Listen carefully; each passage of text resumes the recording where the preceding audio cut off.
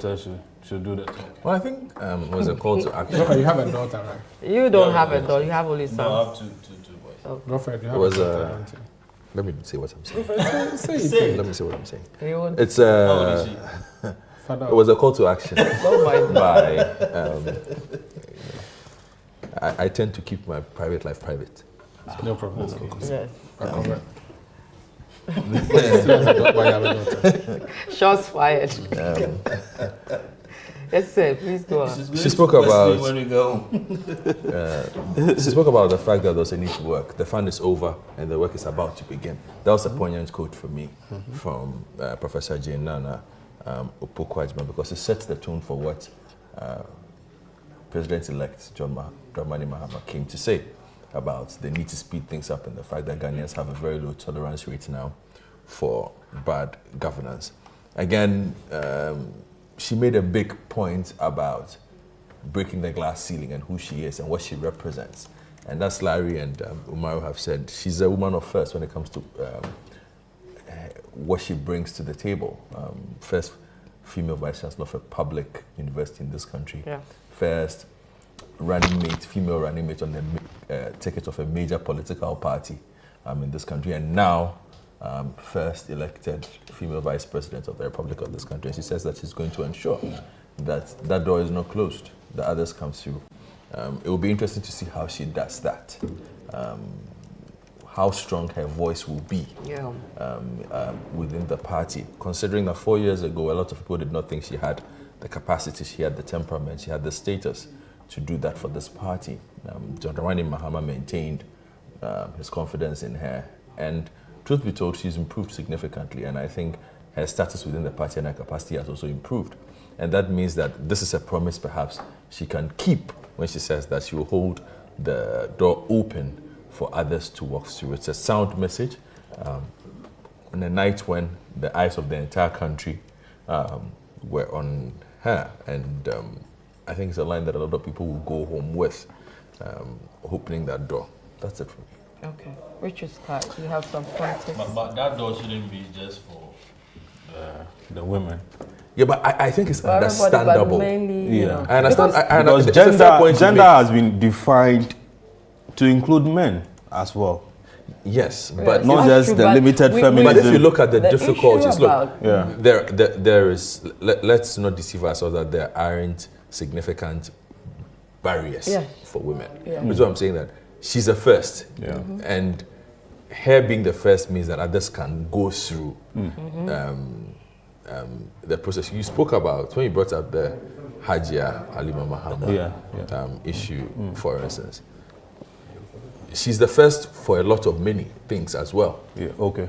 You understand? Okay. But that door wasn't held for her. The barrier was removed. The barrier was removed for her. And she grabbed it and decided to do something with it. Okay. So if she's promising that she's also going to hold that door, I think it's fair. And we will hold, and I think a lot of women will hold her to this particular promise, and how she she keeps this particular promise. Why didn't Ghanaians vote for Konedu when she first appeared on the ballot? On the ballot. I think she was the first female then, or to contest the president. Then Bridget Jogbenuku also. CPP at a point. PPP, yeah. PPP. That's Bridget Jogbenuku's name. Yeah. No, Madam Loco was. Yes, Eva Loco was with Papa Kwesi Nduom. No, but was with Papa Kwesi Nduom. Yes. Yeah. Okay, so she was vice. Yeah. Yes. Position. Yeah. That's what I'm saying. But there was somebody before all these people. I'm trying to. But then Konedu, we could have voted for NDP. But I don't think it's automatic because you're a woman. It has to come with something. If you must, people will want to vote because of ABC, not just. But Konedu with all her stature. Maybe if Konedu had won, and if she hadn't Konedu with all her stature. If she hadn't got only 30%. But you didn't vote for her. If she hadn't got only 3% in the NDC Congress. If she hadn't gotten only 3% in the NDC Congress of Sonyani, and she actually held the flag of the NDC, then maybe that would have been. Maybe she could have. By the way, Hodor is a name of one of our favorite characters in the movie Game of Thrones. So today your film references are all over the place. I'm a film listener. Hodor. That was the name of the guy. It was always called Hodor. So please, Sky, Hodor, father of Rochelle. Why you guys Let me. Yeah, don't mind us. Let me say that I've just been looking at people's kids the list of. The sky is on the floor, gentlemen. The list of, presidential or vice presidential materials who happen to be women in the past. So, for instance, in 1996, we had Adeline Dedu Neti of the PNC. Then in 2000, we had Petra Megashi, who was the running mate to Danlate. And then we also had Patricia Amaku, running mate to Emmanuel Ansainchi of the DFP in 2008.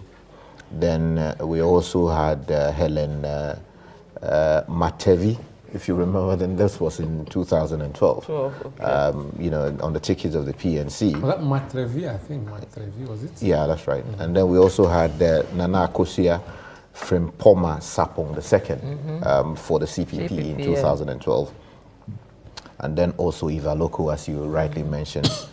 We also had Bridget Jogbenoku, my good friend, in 2016. Also did a decent job of supporting Dr. Indum, then Professor Jenana Opoku-Ajim, and of course I may well have missed some from the list. But I think it's important to premise this, my comments on what hitherto was the view that, let's just give women an opportunity to serve, not really on the basis of what they represent or what they bring to the table, but merely because, a woman needs to be there. I don't think that can be said of the vice president-elect. Yes, because this is a woman of great repute. I mean, if you hear and you read materials on her, she's a woman of solid substance. I mean, within the academic space, did great things at the University of Cape Coast. And then also has written very brilliant, academic literature covering many fields. So she specializes in literature. Exactly. so she's not just some woman. Yeah.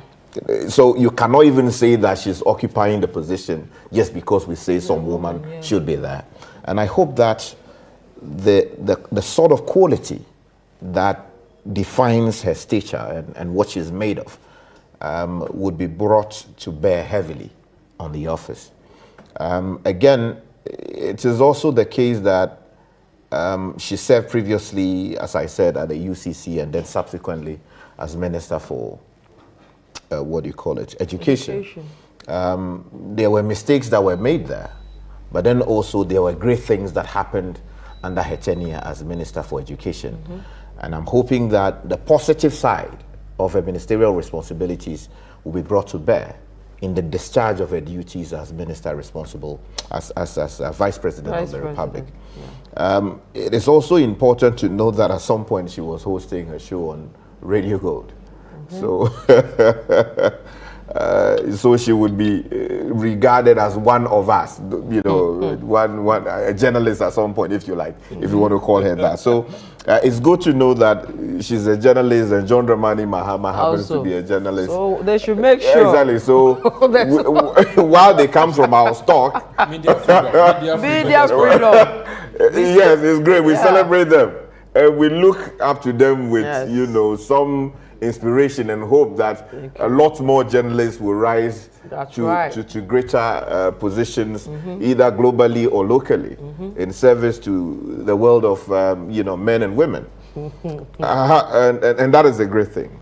They should not, they should not make it difficult for many journalists who aspire to reach greater heights. Like Larry and Co. So and I mentioned the piece of legislation empowering women much earlier.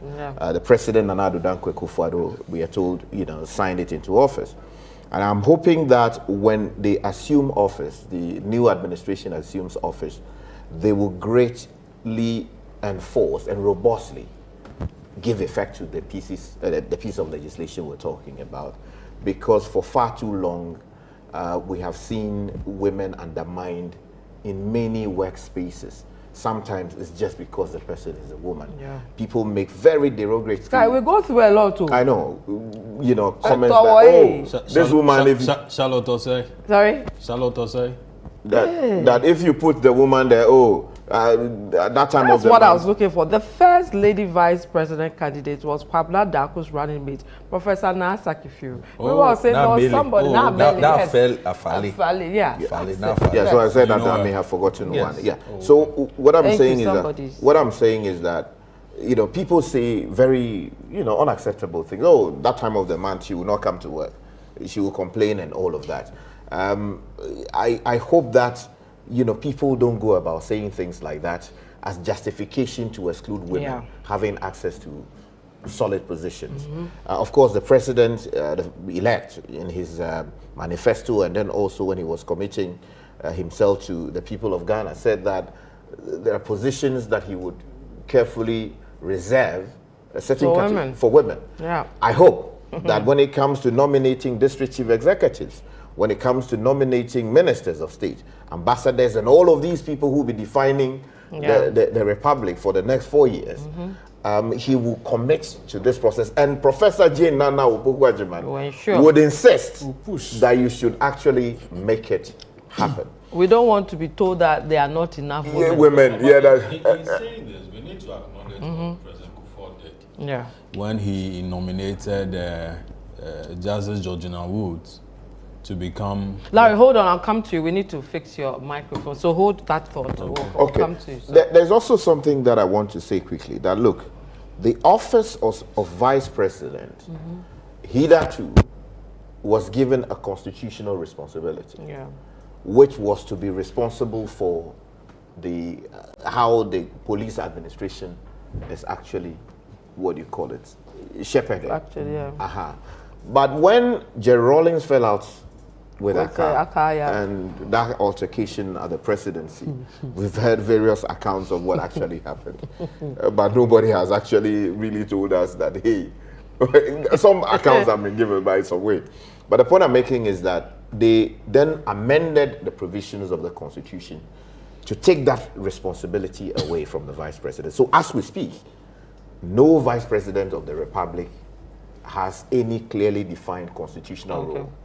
So the chairman of the police council thing is not... No, it was been the Rawlings removed. So it's prerogative of the president. Yes, so at this point it's just... But I think under Kufuor, Aliu was in charge of the police. No, what I'm saying is that constitutionally, previously, it was a role, there was a role defined for the vice president. That was the only role. But when Aka fell out with Rawlings, he took it out. And because they felt that he was taking information, because he had moved to become, the running mate of the opposition, and the suspicion was that he was feeding the opposition with all kinds of things. And then also, in that sensitive position, security, it was not really a good thing that they wanted to raise. So they subsequently amended the Constitution through Parliament, because it was not an entrenched provision, if my memory serves me correctly. And so they took that responsibility away. So currently, the provisions that govern the office of vice president basically say that, look, when the president is not available, you do certain things that the president must do, upon doing A, B, C, D. I just wanted information. So the Article 201 of the Constitution has been amended? Yes, look at the first few leaves of the Constitution. So when a vice president there, so the Constitution says that you shall perform duties assigned to you by the president. So if the president decides not to give you anything, you will be there, hoping that something will happen, then you assume the role. Let's scrap office of vice president. People have suggested that, and even talked about doing the prime minister kind of arrangement, where instead of having a vice president, you have a prime minister who will be assigned. That will make the president ceremonial. Yes, and then the president doesn't want to be ceremonial. He wants to be very powerful.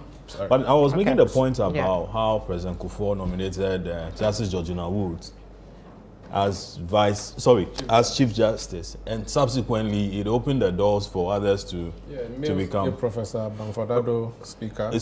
Mills also did Justice Bamfordado Speaker. But after Justice Woods, we had Sofa Akufo, and then now get to Tokono and so on. And so I think after there was Kwesi Enim before, yes. So maybe after Nana Jane, we could have you What you did to Sky, don't bring it here. Oh, you could be. Oh, I haven't done anything to it. This one. The two of you. I just want to mention that. I mean, the list goes on and on because at a certain point, Anna Bosman, distinguished, a fine. Easily one of the finest women you can ever find. Produced by Ghana was the head of Shraj. I don't know what she does these days, but she's an ambassador. Okay. I think to France also. Ghana's ambassador to France, or one of them, one of the countries. Yeah. Because in my earliest years as a journalist, I mean, it was that like she was a fine woman, brought some dignity to the office. So there have been a number of trailblazing women. Yeah, a lot of but do we know how many women have made it to Parliament? Oh, immediately. I don't even know how many people have made it to Parliament. But some coming in. Ibi Bright has been declared winner for Tema Central Parliamentary. So that's another woman going in. Yeah, sure. This is her third attempt. Yeah, I'm told. She's so congratulations to her. Congratulations. But while we're on a number of people, more information has been coming. So Abu Jinapo has won the Damobo seat from Adamu Tawakilu as well. That's right. So that's just by well.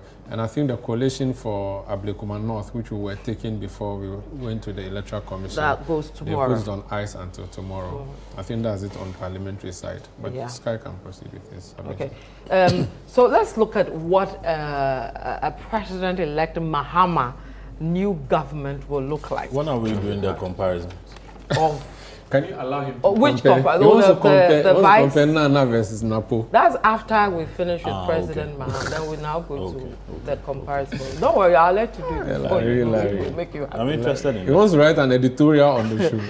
When is your paper coming out this week? Is it coming out this week? He's on leave.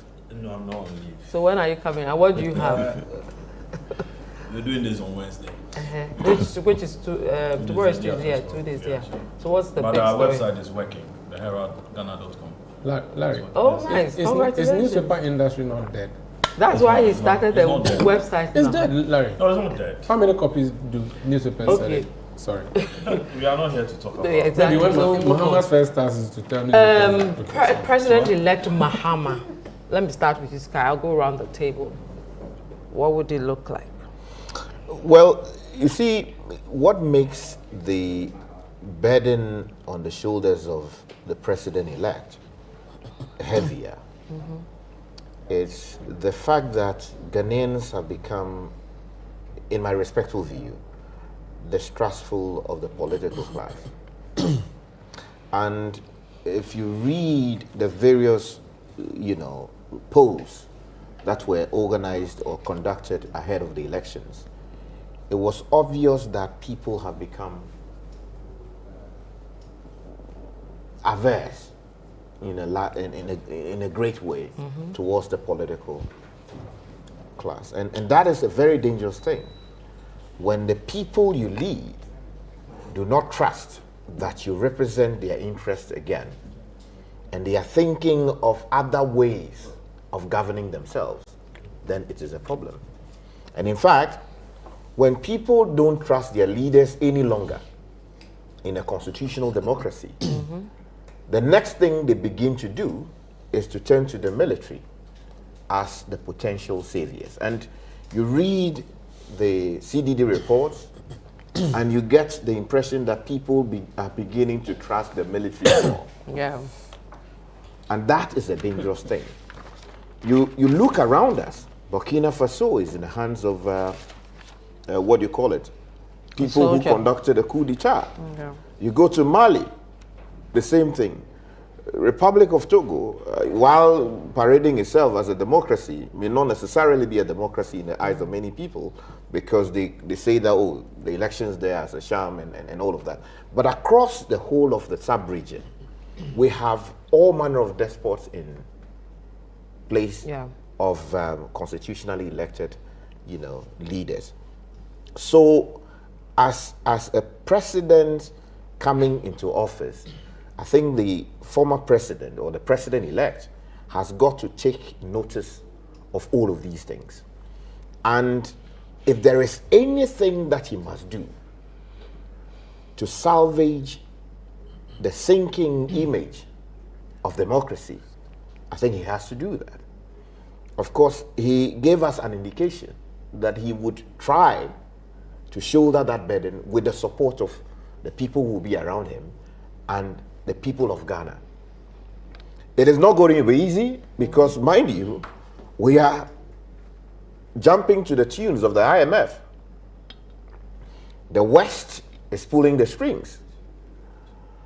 China is also pulling the strings in many ways, to the extent that at some point, instead of prosecuting a Chinese national who was destroying our water bodies, Ghana did a very questionable thing by finding a way to get out of the country without having her face the full rigors of the law.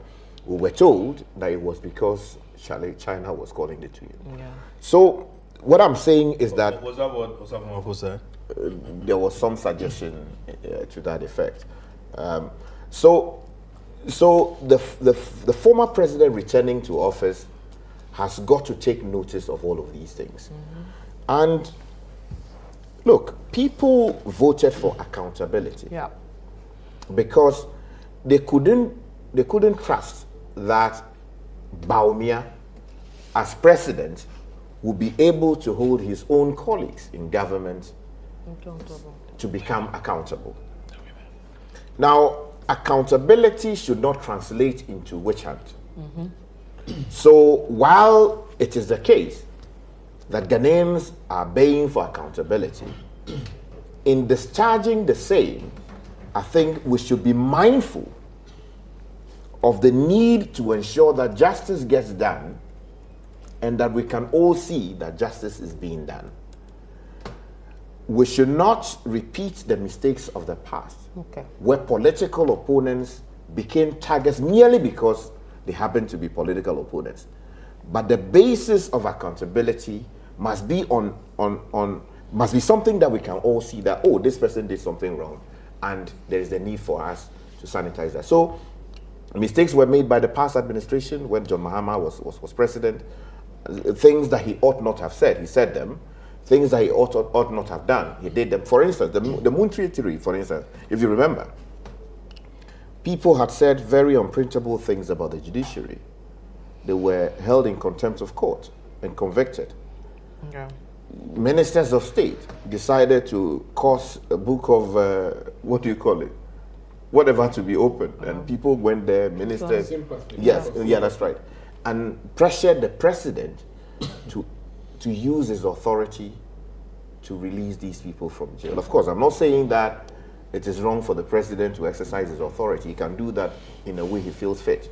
But it sends a certain signal that even till today, justices have been insulted left, right, and center merely because they've taken decisions. Okay. I'm saying that there are many things wrong with our democracy, but in trying to sanitize it, we should be guided by the need to build this nation as opposed to destroying it. All right, okay. We'll go around the table. We are running out of time, so I'll allow you to all do 2 minutes, then we'll wrap up. Okay. Have you heard of Richard Mensah? Yes, no worries. He's the Don.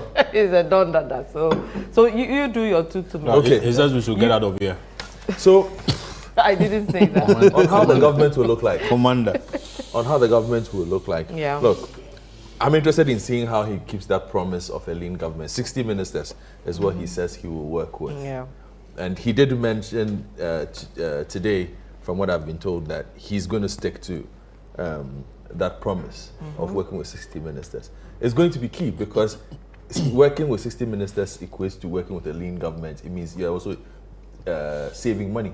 Because the reason why he made that promise was there had been criticism of this current government that they were spending too much money. But where I want to see an even bigger change is at the Flagstaff House, the government administrative staff. Okay. This government at the last check was spending 823 million Ghana cedis in salaries. For staff, civil and public sector employees, there are 658. Political appointees, 292. 44 presidential staffers and 1 minister of state currently. So how he fixes that also, because that is where normally everybody looks at the top, big post minister. But the job for the boys and girls, that is where it normally goes. So we'll keep a big eye on that. He also has to deal with the economy. He has to deal with the IMF. Do we renegotiate an extension of this? He has a manifesto filled with all kinds of promises that require him to find money. But the presidency, the office, those are civil servants. If you take out the government appointees proper, yeah, so can you do much? But they were employing, they were adding up. He can do something. Not necessarily. They created all manner of secretariats. All things were a lot of things. I think there was even a religious. We call something the presidential staffers list. So that list will tell you who is appointed by the president and who's not. Yes. So I think there's head of prayers even there. Yeah, so that's what he says, that those ones he can control. Yeah. But there are civil servants in the executive arm of government that are already. Oh no, those are there. those are not what we're So you're talking looking about. for like the head of prayer. I'm not saying you should do that. Head of prayers, if there's one, people like that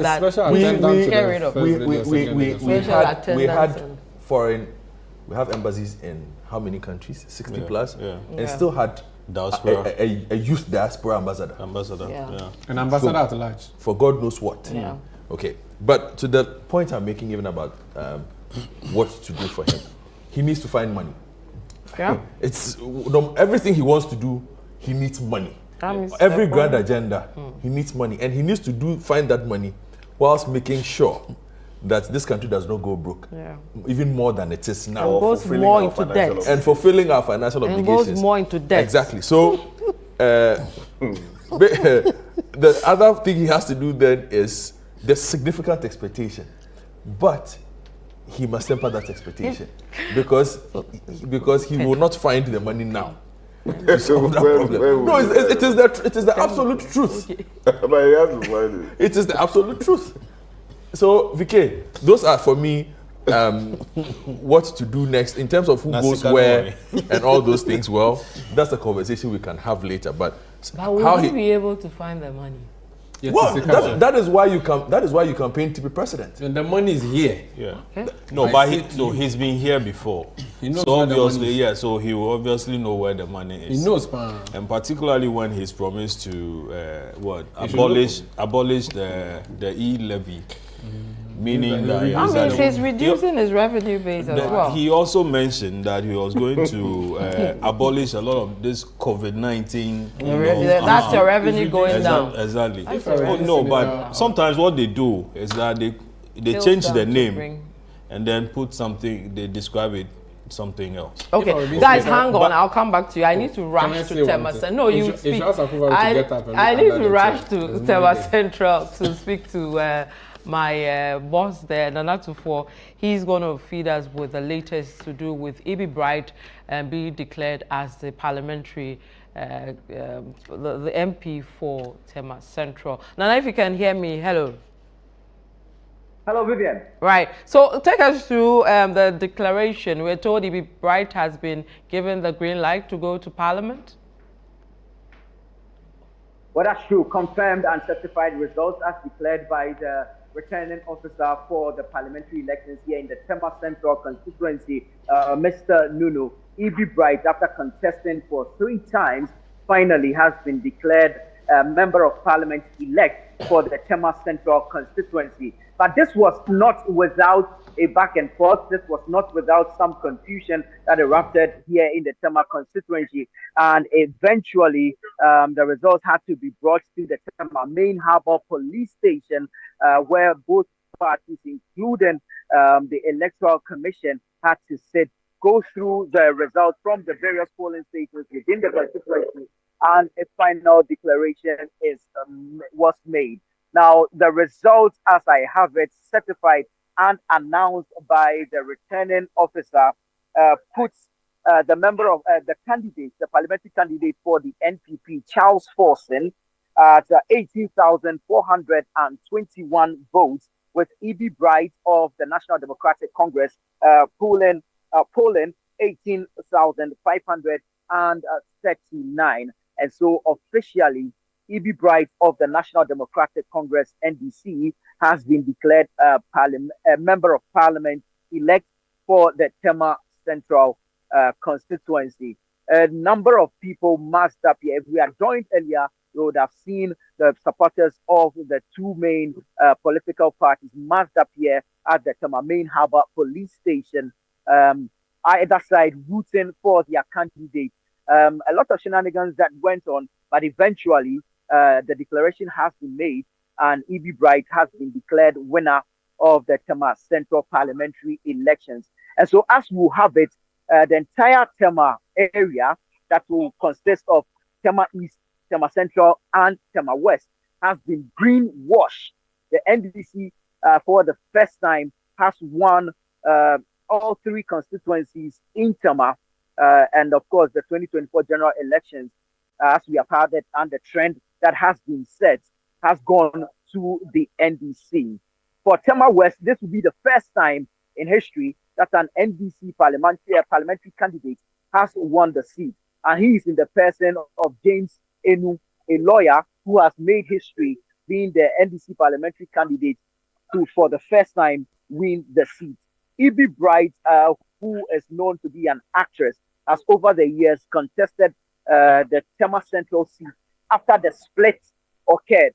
You recall that originally there were only 2 constituencies in Tema, being Tema East and Tema West. And then there was a split that would involve Tema Central, originally also held by the New Patriotic Party MPP, with KB holding the seat until eventually Yves Ninoy Norte taking over. Ninoy lost the primaries to Charles Forson, who eventually contested the 2024 general elections. But per the results that have been officially declared here today, E.B. Bright has beaten the NPP's candidate, Charles Forson, to it. And so E.B. Bright has officially been declared a Member of Parliament elect for Tema Central, having polled some 18,539 votes, with the NPP's candidate, Charles Forson, polling some 421, some 18,421 votes.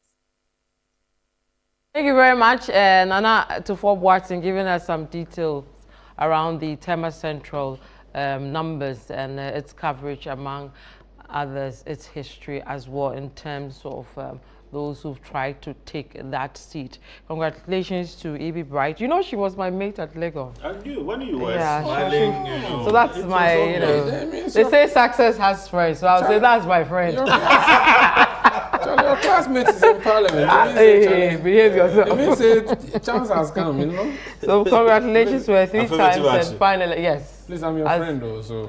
Please, I don't have any connection like that. Sure. Well, I'll take you to Tema Central. You know, as a Tema boy there, I'll take you. You have to be. You have to go and become. Sorry, to go and cover Nana. Please, leave me here. Today, the 2 of you want to hit this side. Be careful. So I think Godfred was on the floor with them. I think okay. Larry. All right, Larry. Yeah. Let's have you. What you think? For me, I want to make. Reference to this Tema thing. Yeah. I keep saying that Tema and Sekendi seem to have the same pattern. The pots. The pots. That people are no longer,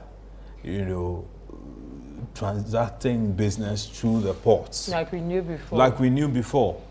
And that has affected most of the economy in that particular, in these 2 areas. Economy, the port economy. I mean, we spent money to do some construction around the port, Tema, and then Sekendi in particular. Okay. And if businesses are not going through these places, I mean, how would the people there feed?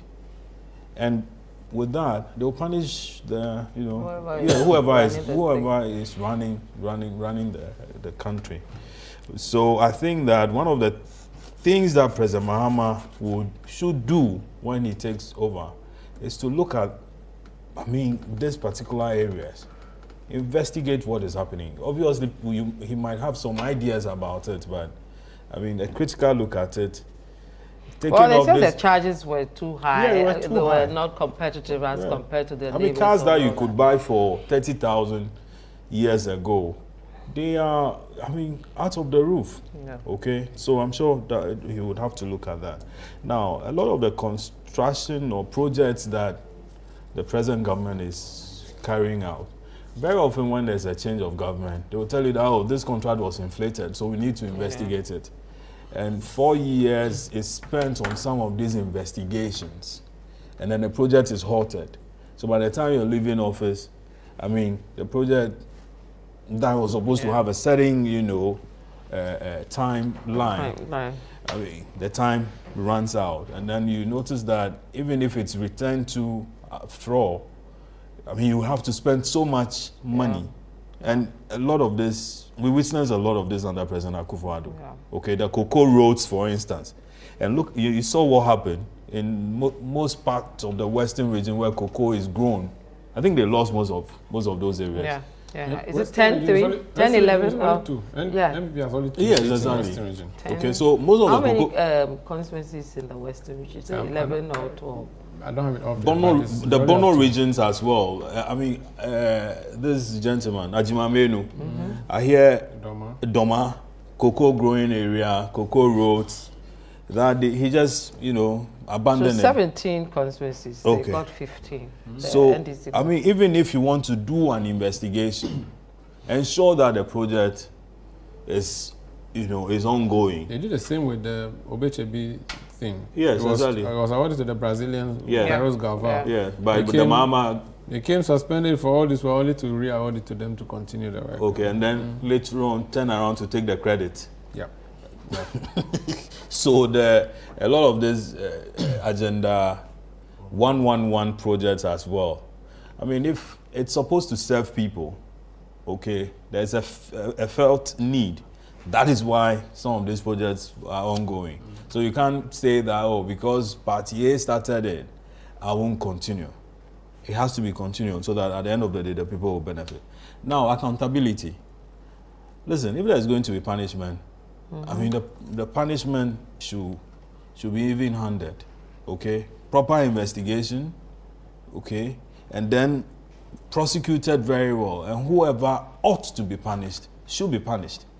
Like you said, I mean, it shouldn't be cloud in the usual political witch hunting or vendetta. We've seen a lot of that, where even the court stepped in to say that, hey, this thing, the way your commentary during the trial was bad, it was biased. An attorney general went to court and had that whole thing overturned. Before going to the court, he had been out there, meeting party people in London and so on, and telling them that, listen, but this is part of the corruption that the government is dealing with. And I'm talking about the Opuni case.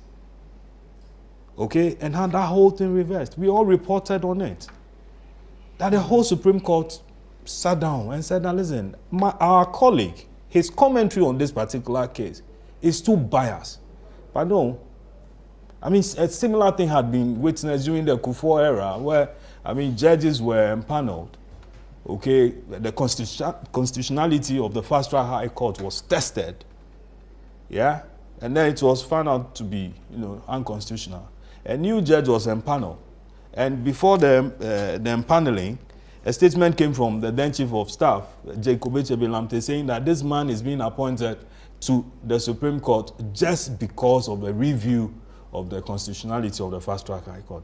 We shouldn't be seeing those things where the judiciary will be embroiled in some of these things. Okay. It's supposed to be a sacred institution where people go to with a blinded, fellow, administering justice, free, fair, and without any bias or any political strings and so on. Some of these things I'm sure will come out. So the witch hunting must The witch hunting should, exactly. If people have to be punished, they should be punished. Then everybody will, know that, hey, Larry Dogbe is being punished because he did so and so and so. But he will receive a lot of pressure to punish, because already, immediately the results started trickling in. If you look at social media, which determines a lot of things. I think that preparing list yes, for him. I think that he promised to also deal with that. Because President Akufo-Addo cleared a lot of people. I mean, people who were corruption scandals that were supposed to be investigated by state institutions and so on. Sometimes people were investigating, and then there was another institution that says it is also investigating, for instance, and then created huge issues. Look at the Cecilia Dapa matter, for instance. Special prosecutor did something, and I think later, the Attorney General says also came in along the line, and then subsequently we had Iyoko also somewhere in there. Okay? I mean, it gives a certain impression that you're trying to, cover up something. And before then, the president had issued a statement that, oh, Sisi, I trust you. I trust your judgment. You come out. You know, you don't do that. All right. There's something that I just want to draw your attention to quickly. You know, we asked about money, right? The difficulties that the new administration will face, I can't just imagine the burden. Because, look, even as we speak, we may even be defaulting if we're not careful. Yeah. And a lot of people have been raising questions. Of course, treasury bills are still being thrown out there left, right, and center for people to buy and all of that. So there's a huge hole there. Yeah. The question is, how are we going to fill it? But you see, the president-elect himself has committed his administration to a tall list of things he wants to do within the first 120 days in office. Well, he says that within the 14 days of his first 14 days, he would nominate a complete list of his cabinet ministers. That's the first one for parliamentary approval. Constitute the leanest and most efficient government. Second, establish a robust code of conduct and standards for all government officials, all within 120 days. Within my first 90 days in office, scrap the following draconian taxes to alleviate hardships and ease the high cost of doing business. E-levy, COVID levy, 10% levy on bet winnings and emissions. And then within my first 90 days in office, review taxes and levies on vehicles and equipment imported into the country for industrial and agricultural purposes. All of these things will take money away. Yeah, well, your revenue is deepened. Yeah, commence drafting. So should we keep it? Commence drafting legal. Well, you should tell us where he's going to make the what is lost there from that. He needs to know by now. No, see, but then he said that there's going to be drastic, measures. So one assumes that if he takes this one from you, he's going to slap that one on you. Let me just He's going to cut down on spending. 7, he says, commence we drafting needed legal amendments and prepare for implementing the 24-hour policy under the office of the president. So 24-hour economy is coming in. Establish an accelerated export development council to promote exports as part of a broader strategy for economic transformation. 9, convene a national consultative conference on education to build consensus on needed improvements to the sector. 10, implement no academic fee policy for all first, and this is going to be a lot of money matter, implement the no academic fee policy for all first-year students in public tertiary institutions, universities, colleges of education, nursing training institutions, etc. Now, introduce the following social interventions. Free tertiary education for persons with disabilities. The Ghana Medical Care Trust. Mahama Cares Fund. Commence the distribution of free sanitary pads to female students in primary school and secondary schools. And then there's also this one. He wants to investigate. So institute inquiries or forensic audits into the following matters of public interest: the collapse of indigenous Ghanaian banks and financial institutions, which was supposed to have cost us. So we'll have the likes of UT and all that coming back. All of them, yes. And would they necessarily have to come back?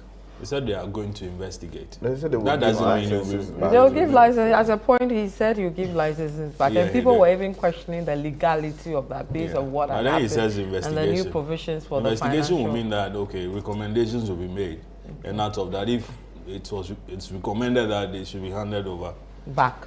So then that could be done. And the list goes on and talks about review of the Customs Amendment Act, the 2020. Lay before Parliament new bill to streamline government scholarship administration, a very serious matter, which has got to be dealt with. Prohibit political appointees from assessing government scholarships and eliminate political patronage. It goes on to talk about other things. Ban illegal mining. This was a big issue and a big. It has a huge tax in the first 100 days, doesn't it? That's but did people vote for Nana? Sorry, MPP. because they refused to tackle the Galamsey menace? People did that because of that. They voted for the MPP because of... We voted them out because of not dealing with the issue of illegal mining. So their inaction didn't benefit them in any shape or form. So yesterday I spoke to the Western Regional Do you get what I mean? I get you. Yes. Western Regional Chairman of the MPP, who said that in the southern areas of the Western region, in the city centers, the people punished them because of the impact of illegal mining. And at the same time, they did not benefit in the mining areas, because you had foreigners coming in and doing all kinds of things. So I think on radio, when we discussed this matter repeatedly, we had sent the signal firmly that, look, while you may be afraid to deal with the people in the north, you should know that the numbers really are in the city centers. So if we are happy that you are fighting illegal mining, don't worry about what the local people may be saying, that you are taking jobs away from us. In any case, they are engaging in illegality. So let us, the people in the city who want water to drink, if the people want to destroy their water bodies, let us be happy. And if we are happy, we'll vote for you. The government didn't listen. Well, they said you were in the city. You didn't know what was happening in those areas. They also made the argument. They also made the argument about unemployment. First of all, the data doesn't support. The data doesn't support the MPP's claims that they lost Galamsey areas because they fought Galamsey in 2020, and we have shared it here on the Situation Room. They did not lose Galamsey areas. If I can just go to the map now and show you the data, it was not accurate to say that in 2020 they lost areas because they were fighting Galamsey. No, I'm talking about the new election. Do you remember the video of John Mahama and then some party people when they said Petty Hiensika? You remember that? So it was like, sanctioned that hey, so long as you bring money, and that thing happened in the office of Frimpong Boateng at the time. They kicked out Frimpong Boateng and then maintained all the other guys. Okay, all right. So on what we should expect of John Mahama, of course, he has already said it. I just want to say that the bar has not only been lowered in many areas, like media freedom, corruption. The bar under Akufo-Addo has not only been lowered, the ground was dug and the bar was buried. So John Mahama has to do a lot of digging first of all to find the bar and start lifting it. So I don't see things changing. So I don't see things changing overnight. I don't expect immediate, solutions happening there and then as soon as he's sworn in things. No. But a good day is usually seen in the morning. So his morning would be his first 1 week, first 1 month, first few days. We want to see how he'll start. And when we see how he starts, then we can say, this guy is up to something good. So that's what I would say on the start of his government. I have a litany of things that I want him to fix, which I know every Ghanaian wants to fix. I'm just going to read it out. Number 1, fix the CD. Fix the fuel. It won't return to 4 cities. So. It will not. But even if you maintain it there, we know that that's a base now. 4 cities from 16? What can you do? I'm not sure you will make it to 8. That is going to be defined by the the price of Kinky should go down. Fix the infrastructure, and he has a track record of doing that. We need to see him doing that, trying to finish up the things that Akufo-Addo started. The hospitals that Akufo-Addo, 111 hospitals is a big deal. I think they should be finished. And fix the corruption. Fix the corruption is very important. We remember that he fired Vicky Hammer. That's another myth of mine. Yes, simply because, Yes, it was in the same class, political science. He fired Vicky Hammer for just having a dream. You have a lot of classmates. I know, right? Controversial classmates. John Mahama fired Vicky Hammer for having a dream and supervised the prosecution and eventual jailing of Abu Gapele, who was a member of his government. So I think he can, so he should fix the corruption. He should fix the arrogance of power. That one, we have seen it lately. We want it to go away. He should fix the free senior high school. In my school, Tema Secondary School, as we speak, they cook with firewood outside. When I was in Tema School, we look forward to Sunday evening jollof and chicken. And they don't have enough furniture, do they? True. There's nothing. There is science class. Talking about schools, he would have to do something about my school, Bishop Eman. Okay. It's very, very deplorable. Did he go to that Let me do my I want to be Echo. No, I mean, did he go to be Echo? No, he doesn't have to be there. Have you heard of All Students Association? Why are you letting the man distract? We were doing the distraction together. You are not supposed to be distracting me. Sandra, please carry on. We have 5 minutes to wrap up. So he should fix the free senior high school, because even though it's great, it's a wonderful project or policy that Akufo-Addo has brought, but it's been a limping policy. Okay. I think he should fix it, and he should fix it very well. Considering that Professor Nana was a minister for education, maybe you can give her the free SHS to deal with. Yeah. Fix the cement prices. Today people cannot build because cement and iron rod. Should he throw away the regulation? On what? Yeah, throw it away. That But Ketiamon himself has been thrown. So it's just on paper. No, it was laid but withdrawn, so it fails to become law. So he should. No. How about the tax waivers? It's been made law. It has. No, the LI was laid. It took off. About a month ago? And we even went to check whether it wasn't working. It wasn't working. So it's you cannot regulate it because you don't decide how private people selling their cement. You want to control how much they should sell. But you know there's something. The tax waivers. It's too much.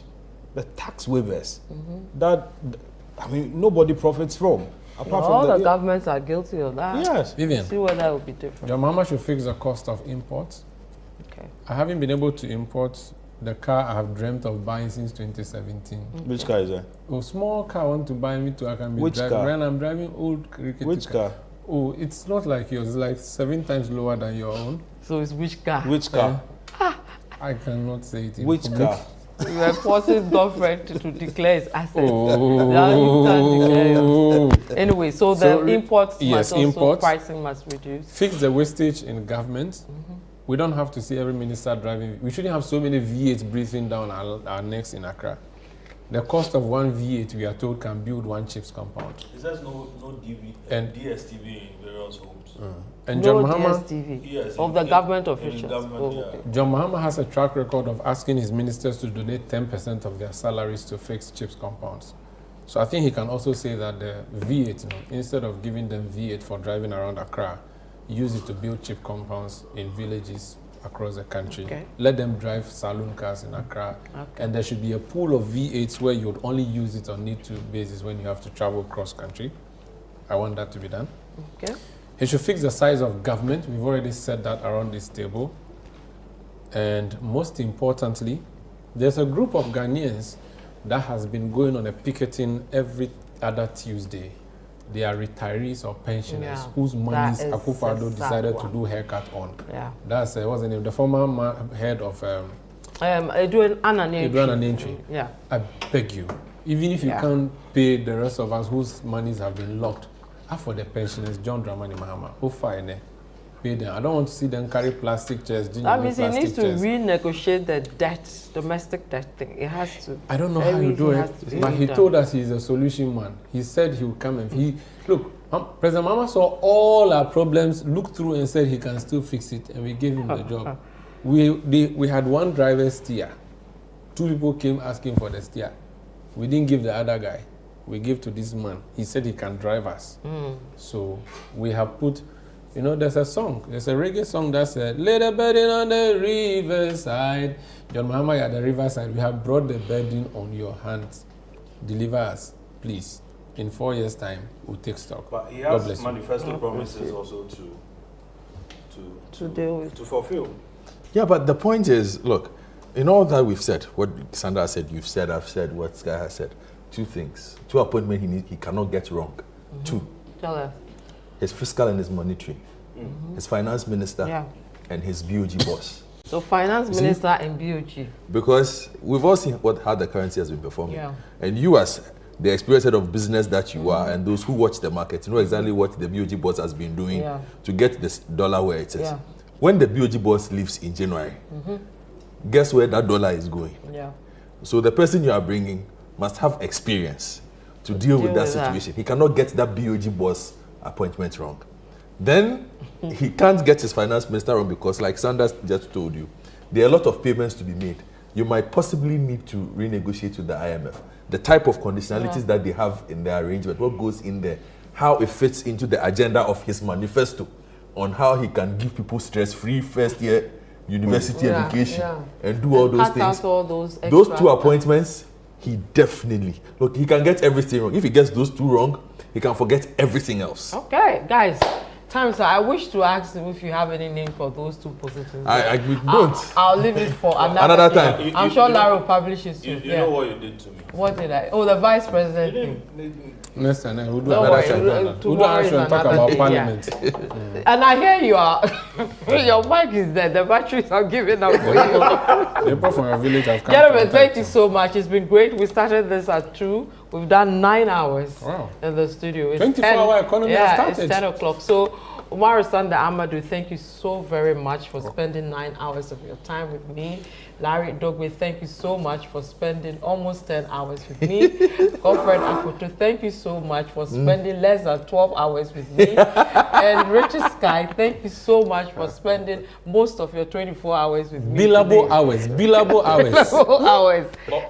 Lawyer Papa. Lawyer Papa. You know how much 1 hour with a lawyer? I know, right? I'm privileged. UK and to our viewers and listeners, thank you so much for spending time with us. This is the end of our official coverage of the election 2024. It doesn't mean our coverage of matters arising from the elections have ended, but the long hauls you see, this is where we bring it close to it. Tomorrow we'll be at the regional headquarters of the NDC, of the EC, to bring you the continuation of the coalition for Ablekuma North here on Channel One TV, as well as City 97.3 FM. Congratulate all the MPs elect, because it's important. A lot of people have lost, and a lot of people have won. I celebrate all my friends who have made a return, all those who have not made it. Richard Mensah, the operations manager, tells no, he knows the people I'm talking about. And also, we need a chance to mock those who have been defeated. I think there'll be well. another show tomorrow. There's some MPs I want to laugh at. That will look at the Parliament, what we're going to see, the numbers, the Parliament, everything. Parliament, even though the Constitution said there shall be no one-party state, the thing in Parliament is democratic one-party state. Even if people don't go to Parliament challenge, they'll have their way. Let's play with this 1, 2, and see. Okay. The other one didn't help. All right. Okay. I have to let you guys go because your microphones are your batteries are almost dead. But thanks to our viewers and our listeners for being with us all throughout this period, and thanks to our backroom staff, our reporters, everybody that made this possible. Fred Tetejabano, who's been, leading the production from day one, Richard Mensah, who's made sure everything runs as we go along. This morning, I said thank you to everybody, but the makeup lady said I forgot them. Because without them, this face wouldn't be this face. So thank you to our makeup ladies. I'm sure you're watching for making, the polishing. Yeah, if that will make you happy, say it. So thank you guys, Elizabeth, Pearl, and Mrs. Ejaku. And what's the name of the new lady? Victoria, and all of you, thank you so much to everybody. And all our volunteers. And anybody, I hate doing the mentioning because you always leave out somebody and you get into trouble. And then our viewers and listeners. Our viewers have said thank you. Yes, and that even reminds me. Let me say thank you to Paloma Hotel. Let me mention. Time is up. Paloma Hotel. Let me thank them specially. Because they wrote a long letter to us celebrating the quality of work we did throughout the process. And then also made it a point to ensure that they added a few packs of... and did you give anybody on this thing? You see, the last time we were talking about food and all of it, it's been properly, in the spirit Paloma Hotel, I didn't get anything. I didn't get anything. In the spirit of hotels, I want to thank Jackie, the manager of Sun Lodge Hotel. She has, and the hotel decided to host me the past 2 days. Mr. Mani is watching. No, Business Sun Lodge Hotel, he will charge us. Our neighbor here in Tessano. OJ says, I should catch you. They said I should come and see. So Sun Lodge Hotel, God bless you. Jackie and Sun Lodge Hotel. I didn't come here on my personal ticket. The Herald. The ticket of the Herald. And the Herald team. Yeah. So Razak, Abdul Bawa, I thank him very well. All my circulation guys, all my graphic designers, they tell me I look good on TV. I should be coming here. We'll give you a show. Godfrey, do you want to say thank you? No, I don't have anybody to thank. Let's thank your daughter. I didn't take my Sun Lodge Hotel, thank you. Please thank I'm Jackie trying of to Sun remember Lodge. the general manager because Jackie. No, there's a gentleman there. Okay, no, it's Jackie. I know. Sun Lodge Hotel at Tessano. Yes. What's his name? You don't remember? Okay. I want to say thank you to my family. I have not been home since Saturday, and my family, especially my husband, Mr. Loco, has been fantastic, helpful from behind, supportive, watches everything we do, and I want to say thank you to him. Without him, I won't be sitting here, and I'm sure to your families as well. Thank you. Yeah, I think it extends to all of us sitting around this table. Jointly. You don't want to close? No, I've closed. I don't want to not allow you and then you say that. Thank you very much to our viewers and listeners. We'll see you tomorrow. Bye-bye.